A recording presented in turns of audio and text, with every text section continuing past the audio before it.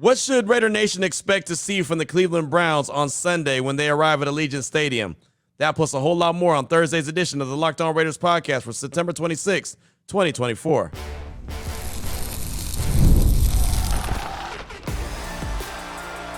You are Locked On Raiders, your daily Las Vegas Raiders podcast.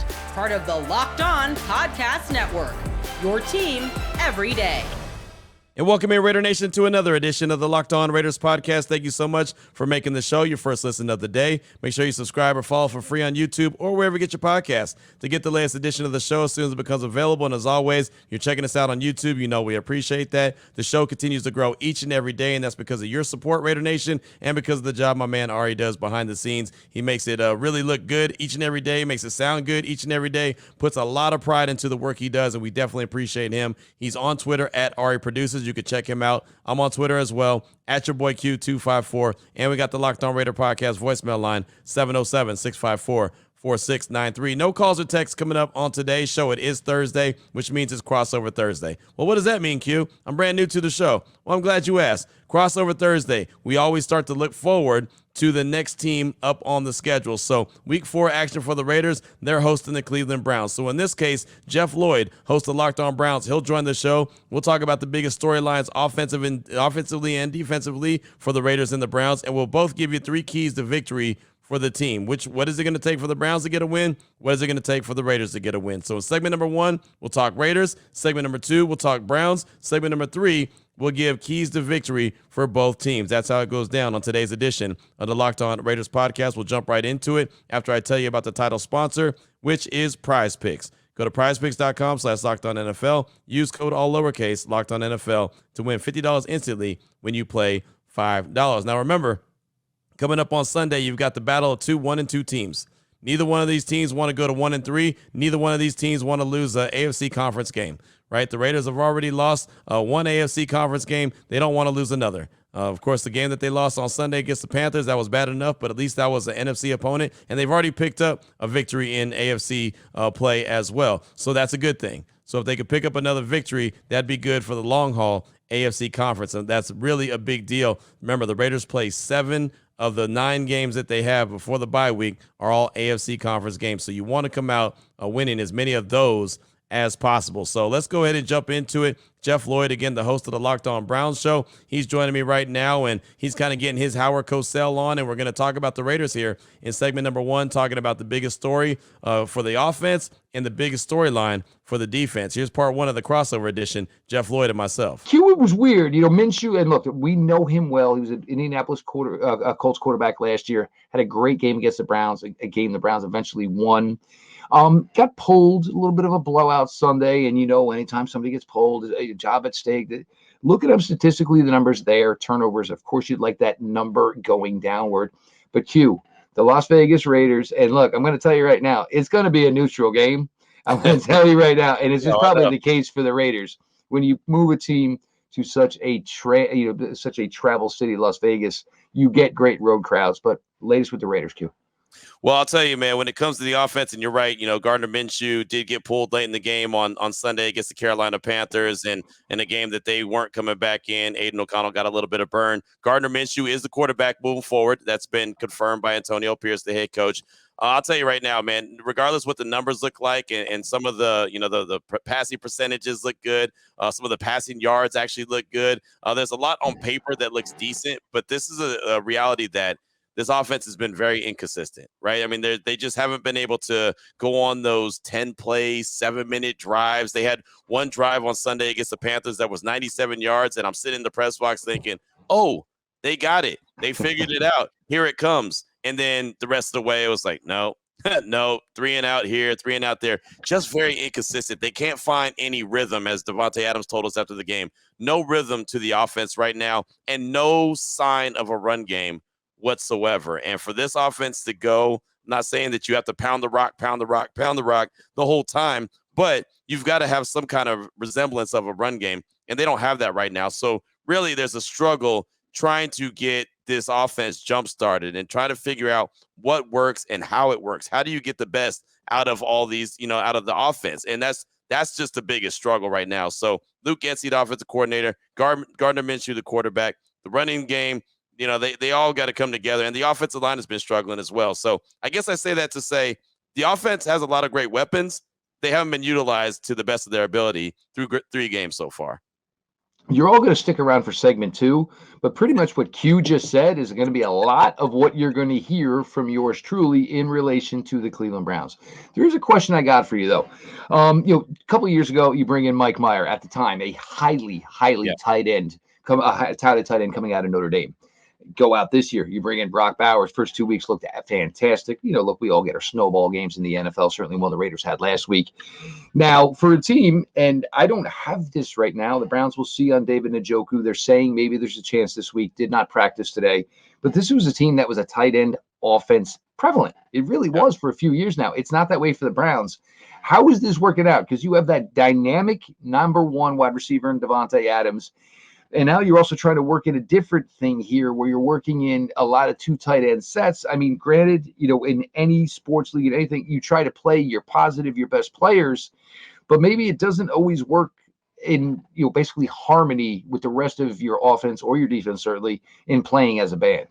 No, the thing about it is all summer long, all, training camp, everything preseason, we were beat over the head with 12 personnel. Even the depth chart is listed in 12 personnel, right? The 2 tight ends are going to be dominant, and it just hasn't really been that. When the Raiders offense has clicked, it was Davante Adams and it was Brock Bowers. And really, to be honest with you, Jeff, it was 1 quarter. It's been 1 quarter so far through 3 games where the offense looked really good. That was the 4th quarter against the Baltimore Ravens. And thanks for that, by the way. Oh, yeah. Hey, by the way, hey, no problem, man. We're here for you.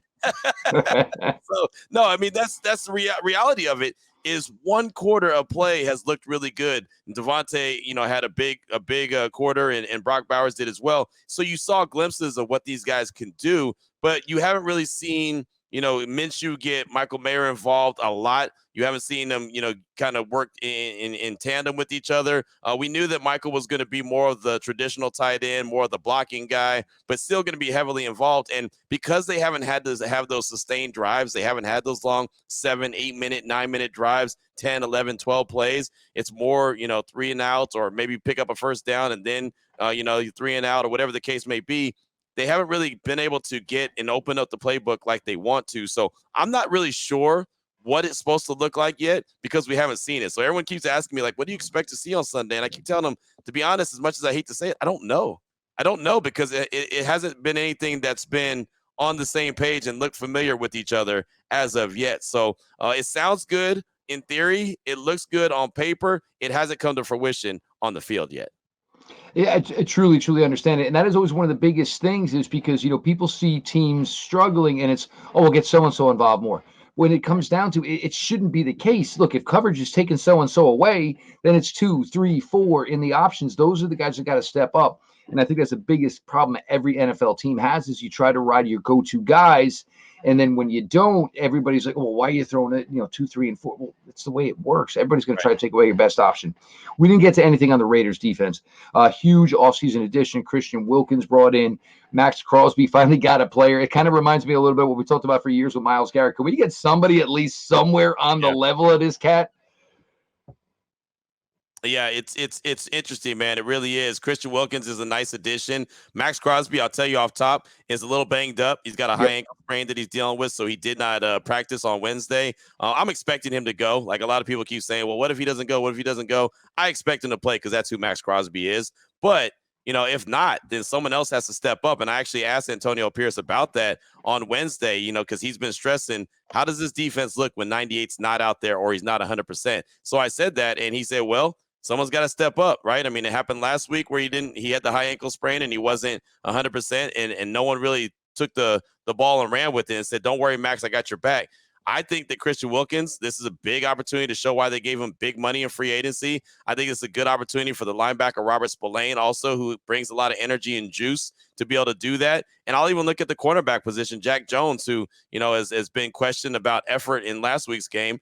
Can he come back and make a couple big splash plays? Because when he's on and he's high, like he's on a, he's an emotional player, as a lot of cornerbacks are. But when he's on that emotional high, then he can be fantastic. So I'm really looking at those three dudes. If Max Crosby is not 100%, which, again, he's dealing with a high ankle sprain, he's not going to be 100%. But, yeah, the defense has got to really step their game up. And I'll say this, as much as we talked about, and I know I talked about it on my show so many times, that the defense was going to lead the team, the defense was going to be phenomenal. They can't stop the run, man. Right now, Jeff, me and you can pick up some yards on the ground against this Raiders defense, and I'm not understanding why that is. I thought that they'd be a lot better. They showed signs of that in preseason, but I thought, okay, it's preseason, I'll just chalk it up to that. But so far through 3 games, they haven't been able to stop the run, and that's going to be a big problem. I know Cleveland's not really running the ball like they used to, but maybe they can get back to old ways if they realize that the Raiders can't stop the run. And this is going to be one of the bigger matchups here. And it's not so much Max Crosby. Look, he's a phenomenal player. The Cleveland Browns struggled mightily last week against Dexter Lawrence. And when Christian Wilkins is right, he can kind of give you a Dexter Lawrence presence. So there was part 1 right there. We were talking all things silver and black, and we'll turn our attention to the Cleveland Browns coming up in segment number 2. Look for the offensive storylines. Look for the defensive storylines. Jeff Lloyd will break it down. He'll do that coming up in segment number 2 of today's Locked On Raiders podcast. Before I get to that, though, I do want to tell you about Gametime.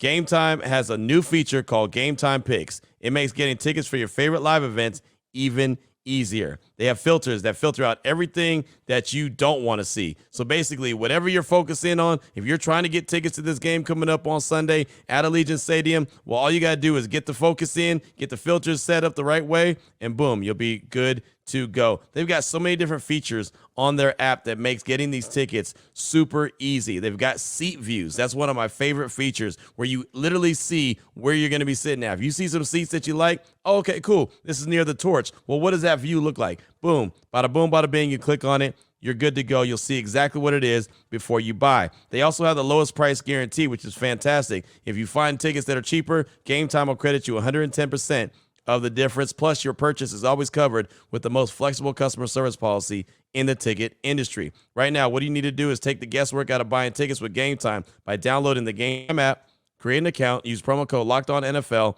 for $20 off your first purchase. Terms do apply. Again, create the account, use the promo code LOCKEDONNFL. It's all one word, LOCKEDONNFL, all one word, for $20 off. Download Gametime today. What time is it? Game time. Here we go, Raider Nation. Segment number 2 of today's Locked On Raiders podcast. Time to jump into part 2 of the conversation with Jeff Lloyd, host of Locked On Browns. And we talked all things Raiders in segment number 1, so we got to turn our attention to the Cleveland Browns, what to expect offensively, what to expect defensively from a team that, just like the Raiders, is coming in 1-2 and does not want to leave Allegiant Stadium on Sunday 1-3. So listen up, Raider Nation. Here's what you should expect from the Cleveland Browns. Jeff Lloyd and myself talking all things Browns here in segment number 2 of today's Locked On Raiders podcast. Look, Q, a lot, and as I said, a lot of what you said about the Las Vegas Raiders are relevant to this Cleveland Browns team right now. You know, Jerry Jeudy scores a touchdown week 1. Jerry Jeudy has a nice week 2. Then not much in week 3. Then Amari Cooper gets going again. This team is missing David Njoku. We'll find out later in the week. He's not ruled out yet. They said hopefully we'll start getting us some work. It's been 2 weeks, but it was high ankle sprain. So good sign was didn't go on IR. Question is it, a 3-week, 4-week? We'll find out soon enough. Browns offensive line to this point, it's been a wreck. And for the first 4 years of the Barry Stefanski regime, the first 3 years, this offensive line was the best unit this team had. Mm-hmm. But look, it's not a sustainable thing for any, a wide receiver group, a quarterback. Eventually, the breaks are going to beat the boys and things are going to catch up to you. Joe Bitonio, to his credit, has had a phenomenal NFL career, but he's getting to that age where you really have some concern. He's struggling with the bull rush. Last week, they were so decimated. This team had 3 quality offensive tackles at times over the last 2 years. To this point, Joe Bitonio finished the game at left tackle. Here's a guy who hasn't played tackle since his days in college. Every now and then he gets thrown out there. Wow. But the crazy thing is the Browns' emergency offensive line, which meant their left guard went to left tackle. Their center went to left guard. They brought Nick Harris, who they did not care enough to re-sign in the offseason. He went to Seattle. But when they had an injury to their backup center, they brought Nick Harris back. Nick Harris went in at center. You also lost Wyatt Teller, which meant rookie Zach Zinter went in at right guard. DeJuan Jones was in and out of the lineup last week at right tackle. This team was supposed to have Jedrick Wills, and Jedrick may practice this week, may play this week. but, barely played last week and struggled. The knee's still an issue. Jack Conklin, we thought he was going to be back last week, and then all of a sudden the hamstring was bothering him after he was trying to get used to everything. It's a pretty sad state of affairs, Q, when you have no idea who, A, your 5 best offensive linemen are, and B, which one of them are healthy. Then you can actually put an offensive line out on the field. A lot of people want to bring up the name Bill Callahan. Look, as much as Bill Callahan left Cleveland to go work with his son in Tennessee, Bill Callahan ain't a dope. He might have said, you know what? I think we've gone as far as we can go collectively with this group. So maybe now is the perfect time for me to go. So that has caused some issues. They're not running the ball. Always have run the ball well. Yes, you don't have Nick Chubb. I get it. And the numbers were down after Nick Chubb went down last year, but they're still not running the ball that well at all. They brought in Dante Foreman, thought they were going to get a Kareem Hunt type, a little more explosion. His stats are very similar to what Kareem Hunt gave this team last year. Jerome Ford is good in spells, and there's just always that one that kind of breaks your back. There was a handoff last week. I mean, his hands were about this wide. What are you going to do? You clamp down, you kick the ball to the ground. The next thing you know, it's a fumble. You lose it. That's the way it goes. They're really struggling on the offensive side of the ball. Deshaun, to his credit, is getting pressured a ton. So this is not necessarily all on him. But there are times where he's not pressured. And what happens when quarterbacks who get pressured a ton, they sometimes assume the pressure is there even when it's not. And that's kind of what Deshaun is going through right now. The biggest thing for this team, and the one thing where you really looked at it last year, was when Joe Flacco came in, they just started going vertical. And they started throwing, even if it didn't hit, it was loosening up the running game. It was opening things up for David Njoku, who had a career season. Throw the ball deep. I don't care if it's a 35-yard interception.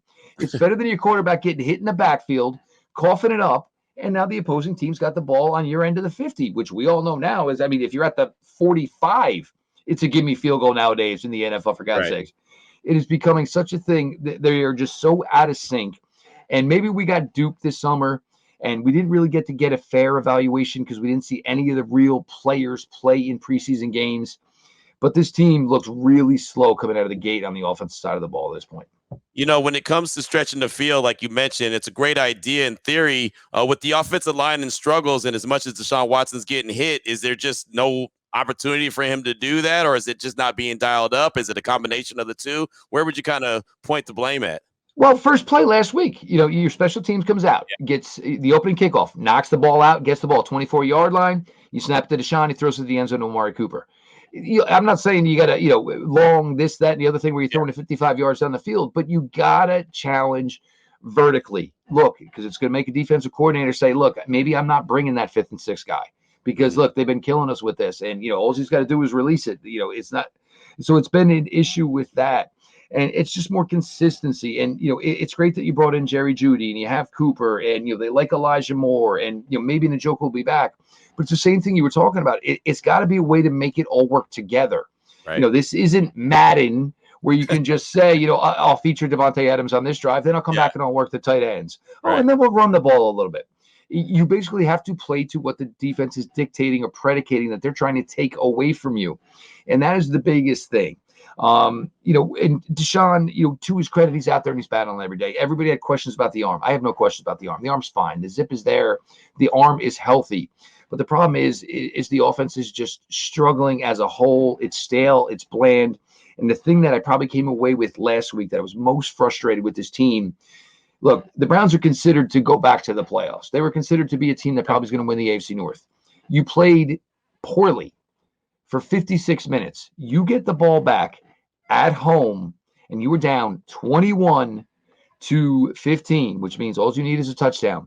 How many times do we see great teams play poorly and go take a game they shouldn't have won? Right. That's a game. Good teams go out there and say, you know what? I don't care what happened for the rest of the 56 minutes. We need one good drive. Let's go get this W, boys. And the drive just never came to fruition. They barely even got a first down. So there's a lot of, struggles. And I think a lot of it is emotion right now. And I think to the point, it's probably getting to be a lot on the confidence level for this Browns team. Yeah, well, it sounds like offensively, we might be looking at a game on Sunday where, both teams are struggling to do anything consistently offensively. like consistency seems like it's the theme for both the Raiders offense and the Browns offense. Yeah. So when you look at Cleveland's defense, and we know it's led by Myles Garrett, and he's a little banged up, and I know you can expand on that with what he's got going on with a plethora of injuries, but it even seems like the secondary is not quite as stout as the secondary was in previous years with Cleveland. What's kind of the storyline with the defense right now? Well, I mean, one of the biggest disappointments, I think, to this point, and I just think he's in a funk, MJ Emerson, who had been great his first 2 years. And, maybe sometimes guys read their clippings, I'm saying you get a little bit caught up in yourself. And, look, to be fair, they probably didn't know enough about Malik Neighbors. And they got everything they needed to know about Malik Neighbors. And probably it was about 12 minutes of real time. They got the entire Malik Neighbors experience. He mossed MJ Emerson, beat him for another touchdown. Giants lined him up in the slot. And Rodney McLeod, I love him, but he's a 15-year veteran at safety. Right. So if your plan was Rodney McLeod against the hot shot rookie wide receiver in the red zone, yeah, you got what you had coming to you. Myles is dinged up. But look, to his credit, he was still graded out over 93% last week. Wow. So is he dinged? Yeah. Is he probably going to be in the running for Defensive Player of the Year this year? Probably not. No. Jordan Hicks at the linebacker position has been a fantastic addition. Last week graded over 74% in pass defense and run defense. You pair that with JOK, you kind of get a feeling that the linebacker unit is going to be okay. Denzel Ward, they finally got it right. They were like, you know what? Nobody else can cover Malik Neighbors. We already have a number one corner. So how about you use your number one corner and try to take away the number one wide receiver? Giants didn't do anything in the second half after that. Wow, it's amazing and crazy how that kind of works. The defense I'd say it's still a work in progress. Their second round pick, Mike Hall, they had a lot of faith and currently on the NFI list, the commissioner's exempt list. His situation appears to be resolved. We might not hear that name as soon as the next day or two. Whether or not that means he's a player on Sunday, I have no idea. It's almost a month now that he's been out. Jim Schwartz, he knows his group and he knows his group well. But I think the problem is the Browns offense is not doing enough, which is keeping the Browns defense on the field. And look, any defense, when they've got to play that amount of reps, eventually they're going to got on, so to speak. And I think that has kind of been the problem. Yeah, no, it sounds like, there's, like I said, some struggles on both sides of the ball. I can say the same thing about the Raiders. It just really kind of feels like, it's that Spider-Man meme, I guess, where they're looking at each other and it's kind of the same look, right? Is it you? No, you. No, you. It just seems like that. And look, I mean, it's early in the season. Both teams are 1-2, and so kind of that's maybe the growing pains as well. They're both teams are trying to find themselves. So should be an interesting game and a chess match, I would say, between what the Raiders have going offensively and Jim Schwartz defensively, and then what the Raiders have going on defensively and what Kevin Stefanski and the Browns have going on offensively. It should be really an interesting chess match on both sides of the ball. And the other thing is you're going to factor into this, and we'll talk about keys to victory here when we get to segment 3, is your back's kind of against the wall here now. Yeah. How do you respond? How do you fight? You both teams, either one of these teams looking at 1-3, man, nobody wants to be in that position going into October. There it is right there. All things Cleveland Browns offensively and defensively. And there's a lot of injuries that the Browns are dealing with. The offense hasn't started clicking the way that they wanted it to. Ken Dorsey is a different offensive coordinator than what they're used to having. So things are not looking the same as it used to look with the Cleveland Browns and the way that they run their offense and defense. They've got guys banged up as well. Myles Garrett is a dude, right? But he's pretty banged up as well. So definitely things to think about when you think about that Browns defense and offense and what could happen on Sunday at Allegiant Stadium. Coming up in segment number 3, 3 keys to victory for the Raiders, 3 keys to victory for the Browns. We'll break that down next on today's edition of the Locked On Raiders podcast, Crossover Thursday. Before I get into that, though, I want to talk to all NFL fans, and I want to tell you about FanDuel. And you can get into the NFL season, even though it's already week 4, you could jump into it with FanDuel. It is America's #1 sports book. When you get a hunch in the middle of the game, like it's Thursday, right? Thursday night football, got the Cowboys and the Giants. The Cowboys are 6-point favorites in this one, and they've been beating the brakes off the Giants as of late. So maybe you're feeling the Cowboys at first, but maybe you get to halftime and all of a sudden the Giants are looking like they were looking last week against the Cleveland Browns, and you want to put a little something on the game. Well, you could check out everything in the middle of the game at FanDuel. View live play-by-play and so much more on the same page where you place your bets. It's a one-stop shop. FanDuel. You'll get started with $200 in bonus bets guaranteed when you place your first $5 bet. So make it happen. Make it happen a lot, right? Visit FanDuel.com. All right, Raider Nation, segment number 3 of today's Locked On Raiders podcast. Want to jump into part 3 of the crossover edition. Jeff, Lloyd, and myself. In segment number 1, we talked offense and defense storylines for the Raiders. In segment number 2, we talked offense and defense storylines for the Browns. Here in this segment number 3, around here on Normandy and West. Okay, sorry. I went off on another tangent, but no. Here in segment number 3, we're going to talk about both teams, both the Raiders and the Browns. And how are we going to do that? Talk about keys to victory. 3 keys to victory for the Raiders, 3 keys to victory for the Cleveland Browns. So we'll start off with the Raiders here in segment number 3 of today's Locked On Raiders podcast. Jeff Lloyd, host of Locked On Browns, and myself. Q, biggest path, biggest key to victory. What do you need to see from the Las Vegas Raiders on Sunday?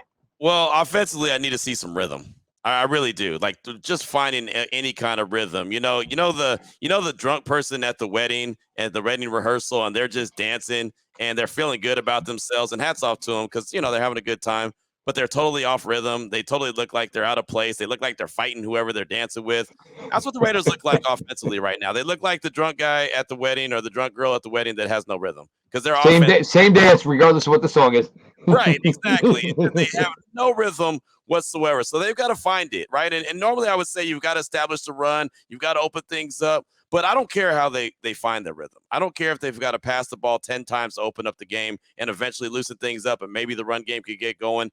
We know that something has to be sprinkled in when it comes to the run game, but just find a way to get the ball to the playmakers, right? Find a way to get Devontae heavily involved. Brock Bowers heavily involved. Jacoby Myers heavily involved. Michael Mayer. I mean, they've got to – it's so frustrating because they've got the weapons and they just can't use them, right? It's almost like having that expensive car in the garage and like mom and dad's like, nope, you can't drive that till you get a license. It's like, wait, hold on. But it's right here. It's mine. Like it's so wild, man, that they just can't get it out there on the highway and let it rip. And I don't understand what it's going to take, but that's what it's going to take to win a game. They're going to have to get on a rhythm offensively, be able to sustain some drives. Like I said, to get the run game going eventually, however you find a way to do it, I don't care. But the offense has got to look at something. We got to be able to look at it on Sunday, Jeff, and say, oh, wow. Okay, yeah, that offense has something there. Okay, there's a rhyme and reason to why Luke Getsy's calling this play. There's a rhyme and reason why they did this in the first quarter. They're setting up the fourth quarter. There's got to be something I can identify and say, okay, that makes sense. They had a sequence on Sunday against the Panthers where they got the ball at the 40 because of a terrible kickoff by Carolina. Then they have the very first play. They hit Devontae for 15 yards. They're already in Carolina's territory at the 45-yard line. Run the ball, run the ball, run the ball. And then it's like 4th and 4, and they go for it, turnover on downs. Like, none of that made sense. You're already in plus territory, and you can't take advantage of it. Like, it makes sense. Makes sense. That's what they have to do. That's why I said that offense has to have a rhythm.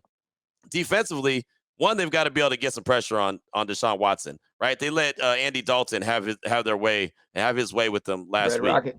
Yeah, and that surprised the mess out of me because, look, they did a really good job against Lamar Jackson for the most part. And then Andy Dalton, who's not going to run around the yard at all, who's not a threat like that, just sat back in the pocket, threw the ball around the yard, made some really nice passes. I got to give him credit for that, and just carved the Raiders defense up because they didn't get that much pressure on him. So they've got to find a way to get pressure on Deshaun Watson, make him uncomfortable. The offensive line, obviously, in Cleveland is not where it needs to be, and they've been giving up sacks, so take advantage. I don't care if it's Max Crosby or whoever. They've got to take advantage of that and get some pressure on the quarterback. And the final thing I'll say they need to do is create a couple turnovers.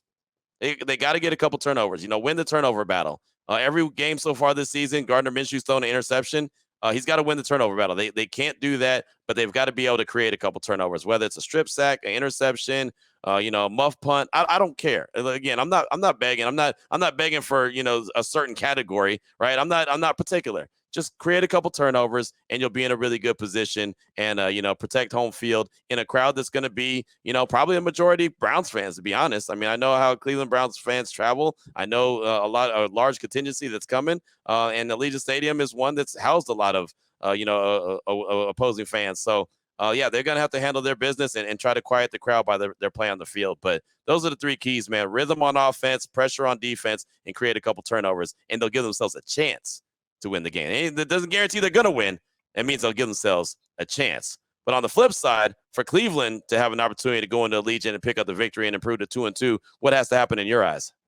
Well, no, look, and you talk about, running the ball. Look, the Browns' most successful running play to this point was in Jacksonville, where everybody in the stadium thought Jameis Winston was going to sneak it on 4th and inches. No, they just ran a power with Jerome Ford. Jacksonville wasn't ready for it. It wasn't a great play. Jacksonville just got duped. So they have to, and this has always been a staple of the Stefanski offense. And even when the Stefanski offense has been so good, there's so many things that come off the play action and the boot game and the rollouts, because you want to know what? Everybody knows that run play is going to get 6-7 yards. So you're bringing people up, you're walking them up, and guess what? You back out of it, you roll out, there's a tight end wide open in the flats. They're not really getting anything from any tight end play right now. Tight ends have been huge through the Kevin Stefanski regime. Yes, I understand David Njoku is out. I screamed all year, you don't have enough because you only have David Njoku. God forbid, what would be the plan if you didn't have David Njoku?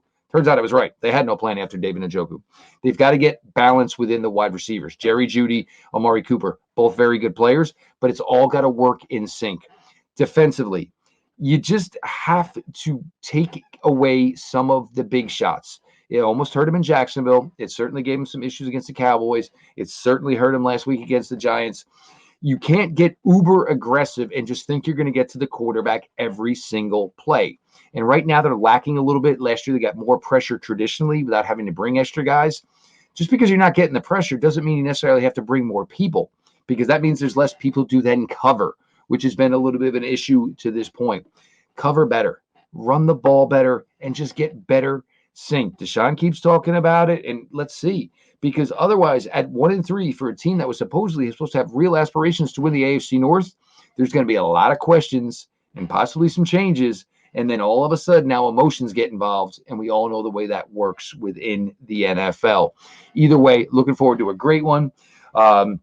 Raiders certainly hosting the Cleveland Browns. And you're right. Look, I can just tell from social media, there are a lot of Browns fans. Oh, yeah. It's number one, it's, hey, I've never been to Vegas. Oh, we can see the Browns while we're in Vegas. Yeah. So you find a way to appease both parties, probably. And maybe somebody doesn't want to go to the game of the relationship, but hey, we're going to Vegas anyway, so they're certainly going to go for the trip. There it is. There it was. That puts a bow on the crossover edition, just like that, letting you know what keys to victory is going to take for both teams to pick up a win. And look, it's almost the first quarter of the season will be done by the time the game gets wrapped up on Sunday at Allegiant Stadium. And, ideally the Raiders would have won against the Panthers and had a chance to go 3-1 in the first quarter. That would have been fantastic. But, a consolation prize at 2-2 is not bad either.